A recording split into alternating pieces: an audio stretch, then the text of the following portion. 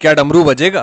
एक बार की बात है, देवताओं के राजा इंद्र ने किसानों से किसी कारण से नाराज होकर 12 वर्षों तक बारिश न करने का निर्णय लेकर किसानों से कहा, अब आप लोग 12 वर्षों तक फसल नहीं ले सकेंगे। सभी किसान चिंतातुर होकर एक साथ इंद्रदेव से वर्षा करवाने के लिए प्रार्थना की।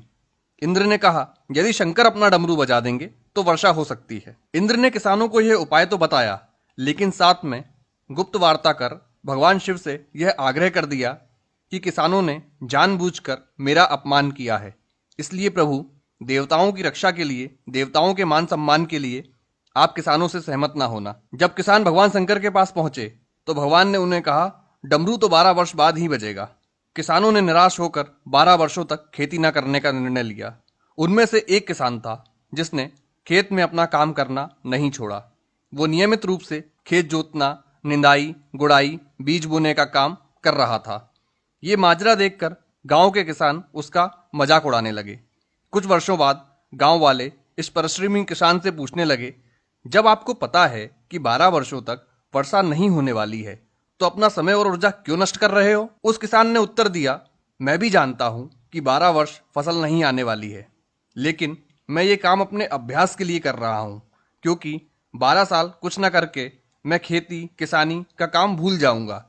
मेरे शरीर की श्रम करने की आदत छूट जाएगी, इसलिए काम मैं नियमित रूप से कर रहा हूं, ताकि जब 12 वर्ष बाद वर्षा होगी तब मुझे अपना काम करने के लिए कोई कठिनाई ना होगी। ये जो तार्किक चर्चा हो रही थी किसानों के बीच में, इसे माता पार्वती भी सुन रही थी। बात सुनने के बाद माता भगवान के पास पहुंची और सहज रूप से बोली, प्रभु, आप भी 12 वर्षों के बाद डमरू बजाना भूल सकते हैं। माता पार्वती की बात सुनकर भोले बाबा चिंतित हो गए। अपना डमरू बज रहा है या नहीं, ये देखने के लिए उन्होंने डमरू उठाया और बजाने का प्रयत्न करने लगे। जैसे ही डमरू बजा, बारिश शुरू हो गई। जो किसान अपने खेत में नियमित रूप से काम कर रहा था, उसके खेत में तो भरपूर फसल आ गई।